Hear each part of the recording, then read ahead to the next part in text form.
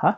It's so hot, I'm having hot flashes. Hey guys, it's me, it's Tongue. I'm me, Iamtongue. And today we are going to talk about my top 5 lenses for portraits. I know my list is going to be different from yours because of your shooting style and also your preferences in focal lengths, but you can trust me. I shot with a lot of lenses and I also shot a lot of portraits over the years. So it's safe to say that you can trust what I have to say. I'm sure you can also trust a stranger on the internet because who hasn't gotten a single bad advice from YouTube, am I right? That being said, let's get started. Here are my top 5 Fujifilm lenses for portraits.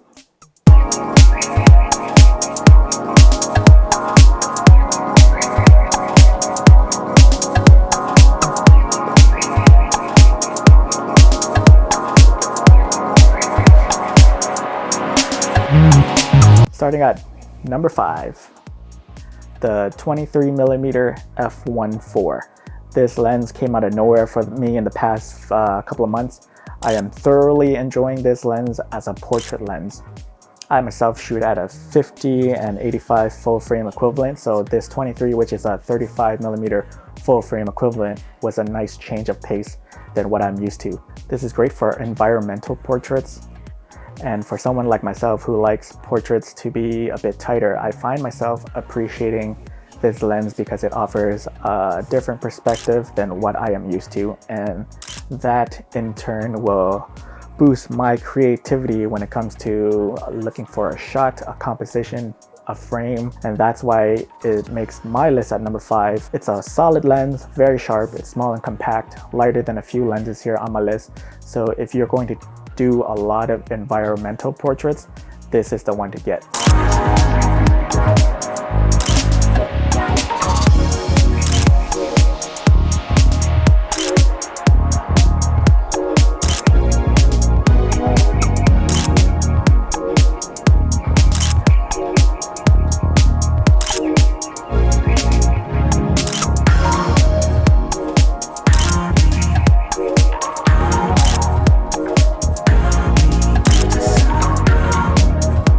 Coming in at number 4 is the 16 to 55mm f2.8. There was one point in my life I sold all my primes and consolidate them into this lens right here, the 16 to 55mm. The reason why was I was carrying too much prime lenses in my bag, and whenever I needed to switch lenses, I would kill the momentum of the shoot. The model would be out of zone and I'm just scrambling to attach the next lens on. And by that time, you know, the vibe's already gone.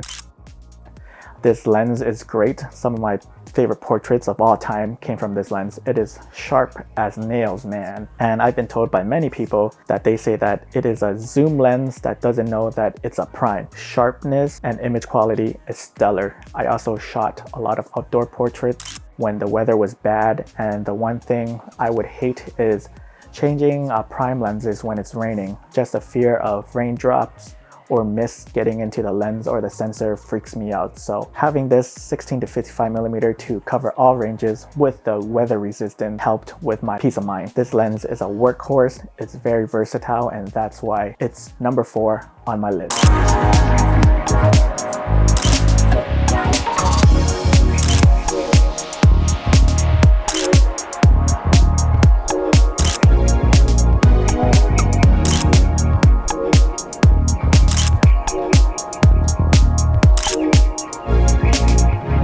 Number 3, I gotta give it to the 50 to 140 f2.8 for portraits. I know people are going to say, but Tongue, don't you use that for landscapes? My question to that is, why are you using that lens for just landscapes? Oh man, my jokes are so lame. Oh God. You can also take great portraits. This lens is just very beautiful. When shot all the way at the long end, you get some great compression that would obliterate the background, giving your subject some nice isolation. The lens is probably one of the sharpest lenses I ever used. The way it renders with its micro contrast, it just pops. It's just beautiful, and I love shooting portraits with this thing, man. The compression look is probably the thing that I get excited for the most. When you can bring everything closer, it just makes for a different, unique perspective. And because of that, it makes the list for me coming in at number 3.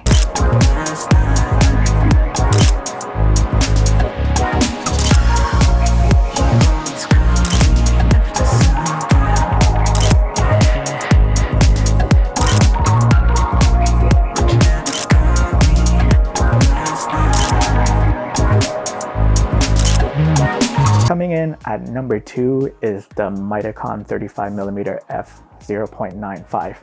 This lens just came out of nowhere for me. Prior to this, I'd never shot with a third-party lens before.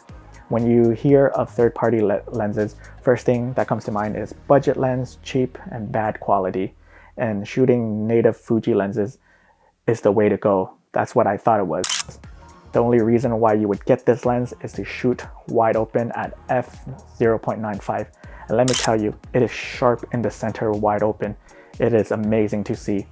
I get so excited looking at the photos taken with this lens. The bokeh itself is very pleasing to look at, and when shooting wide open, it becomes really creamy and buttery smooth. It also reminds me of the look that I would get when I had my GFX 50R with the 63mm f/2.8. It's that good. I can't believe I like this lens so much. It exceeded my expectations, and I didn't think it would be as good as the f1.4 from Fujifilm. I think it's so much better. Image rendering is great. You get great subject isolation, man. The look is something similar to what I see in medium format, but you can replicate that look with this APS-C lens at an APS-C price. And I know for some people that shooting manual lenses can be daunting and overwhelming, but honestly, it's not that bad once you figure it out. Just turn on focus peaking and enjoy the ride. In my opinion, this is the king of the 35mm for Fujifilm cameras.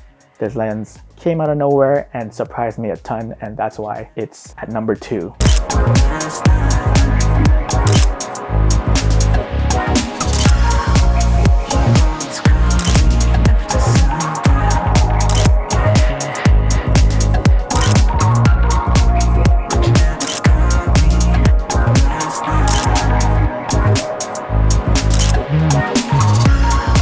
Coming in at number 1 is the 56mm f1.2.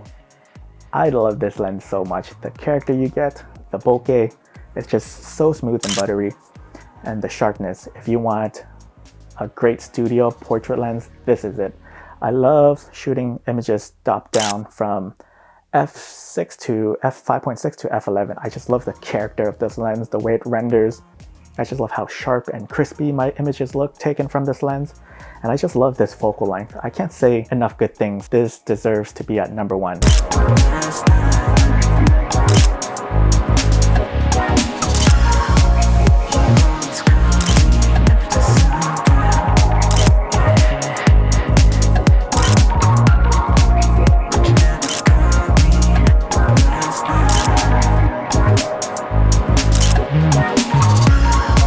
And I want to mention some honorable mentions because this is a top 5 list. I had to exclude some of the other portrait lenses out there. The first that comes to mind is the 90mm f2. It's the one that I don't use often, but when I do, I love the results. Hopefully one day this will climb up the ranks and get on my list. Second is the 50mm f2. I had this lens for about 6 months until I lost it at an Airbnb in New Jersey when I was visiting New York City. They said that they never found it, but meh, what can you do? The short amount of time I had with this lens, I created some awesome portraits. Maybe one day I'll pick up another copy again. The 35mm f1.4. This lens was great for my low light portrait stuff. I love shooting wide open with this lens, but this lens isn't perfect. This lens has that Fuji magic that everybody talks about. The rendering is beautiful, but I also felt that sometimes it could be too soft for my liking. It's slow with the autofocusing, and I feel that the bokeh doesn't look as great as other Fujifilm lenses. But I know for other folks, this is their favorite lens ever, and I can understand why. And there is the elephant in the room, the 50mm f1.0. I haven't used it yet. I would like to try it out soon, but from the images that I saw from other YouTubers, it's quite underwhelming to me. But I'll reserve my comments for now until I get to try one out. And there you have it, folks. What do you guys think of my list? Do you agree, disagree? But I just want to say again, your list is probably not going to be the same like mine. I just used what feels right to me at the time. All the lenses that I've mentioned, they all take great photos at the end of the day. I've owned mostly all of them over the years, and I can say you're not going to be disappointed with any of these lenses mentioned here today. But that's about it. I'm going to wrap this up. What are some of your favorite portrait lenses? Let me know in the comments below. And if you like this content, don't forget to like, comment, and subscribe. Once again, I am Tongue, and I'll see you in the next video. I love you. Okay, bye. Ooh, finish another one. Okay, we got one more to go. One more to go.